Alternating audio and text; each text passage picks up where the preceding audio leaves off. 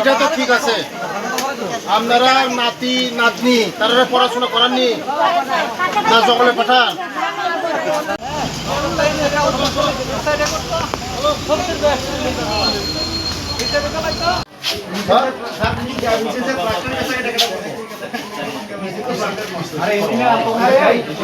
গরিব হলে পড়াশোনা করেন, পড়াশোনা যদি করেন আমাদের নাতি নাতনি বড় অফিসার হইব।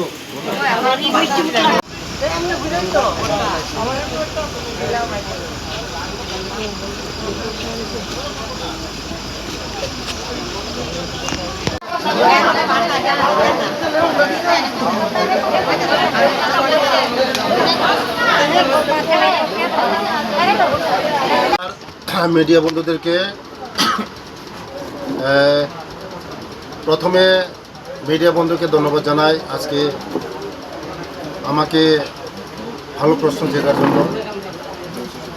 যে আমার এই নয়নপুর কৃষ্ণপুর আপনারা সবাই জানেন দীর্ঘ ৩৫ বছর বামফ্রন্ট শাসন করেছে। এখানে মন্ত্রী ছিল ভবেন্দ্র জমাতিয়া, কিন্তু তখনকার আমাদের এখানের যারা কৃষক খেতে খাওয়া মানুষের জন্য কিছু করে নাই, শুধু বুথের রাজনীতি করেছে।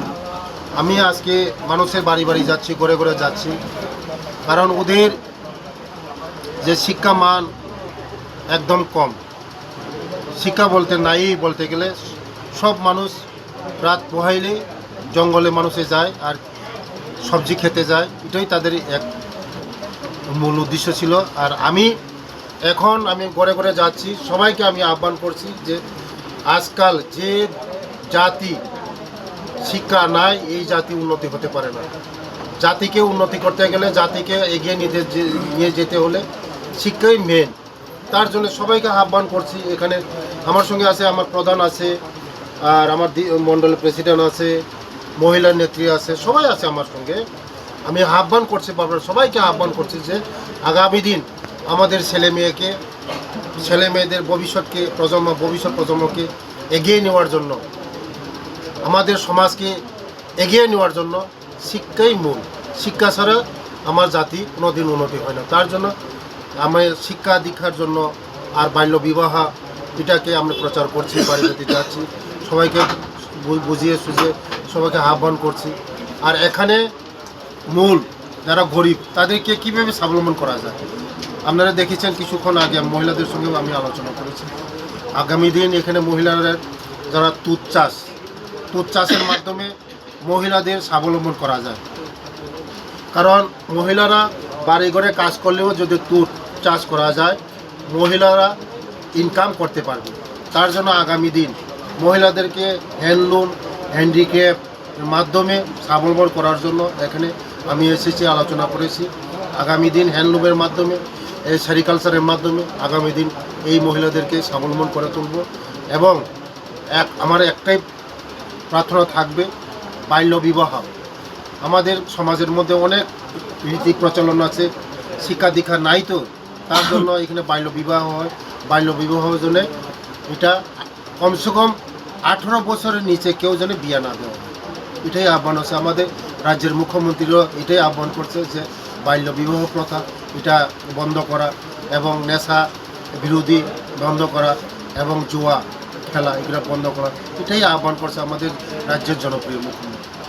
উদ্যোগ নিয়েছে উজ্জীবন ব্যাংক, তারা খুব লাভবান হবে। রাত্রে তারা কাজ করেই আসে, সবজি অল্প স্বল্প নিয়ে আসে, তারা মার্কেটে নিয়ে আসে। এই সবজিগুলি বিক্রি করতে গেলে ওই অন্ধকারের মধ্যে তো সবই বিক্রি করা যায় না। তার জন্য আজকে এখানে হাই মার্কস পাওয়ার সোলার লাইট দেওয়া হয়েছে। আগামী দিন আরও এই মার্কেটের জন্য আরও চিন্তা ভাবনা করছি। এখানে নাট মন্দির আছে, নাট মন্দিরকে কীভাবে সুন্দর করা যায়, এবং কালী মন্দির আছে কীভাবে সুন্দর করা যায়। আগামী দিন এখানের যারা গরিব মানুষ তাদেরকে উন্নয়নের পথে নিয়ে আসা, এটার জন্য আলোচনা করেছি। আর দীর্ঘদিনের এখানে একটা ইস্যু ছিল, এই কৃষ্ণপুরের ইস্যু ছিল আমাদের জনপ্রিয় মুখ্যমন্ত্রী প্রফেসর ডক্টর মানিক সাহাজি আমাদের এই ইস্যুকে আমাদেরকে দিয়েছে। কারণ দীর্ঘদিনের এখানে একটা থানার আমাদের দাবি ছিল এখানে কৃষ্ণপুরের মানুষের জন্য। এখানে আপনারা সবাই জানেন দিন দুপুরবেলা আমাদের নতুন বাজারের মধ্যে বড়লুঙ্গার মধ্যে 17 জন একসঙ্গে উগ্রবাদীরা খুন করে ফেলে দিয়েছে। তার জন্য এখানে একটা এই সিকিউরিটির ইস্যু ছিল, এখানে হয়েছে। এবং আর একটা ইস্যু আছে আমাদের এই কৃষ্ণপুরের বাসের দাবি, এখানে একটা হসপিটাল, কারণ এখানের মানুষ সবাই গরিব। কারণ তেলিয়ামরা যেতে হলে অনেক প্রায় 5 কিলোমিটার 10 কিলোমিটার যেতে হয়, এবং আগরতলা যেতে হয়, কল্যাণপুর অনেক দূর। তার জন্য এখানে যদি লোকাল একটা হসপিটাল হয়, গরিব মানুষের উপকার হবে।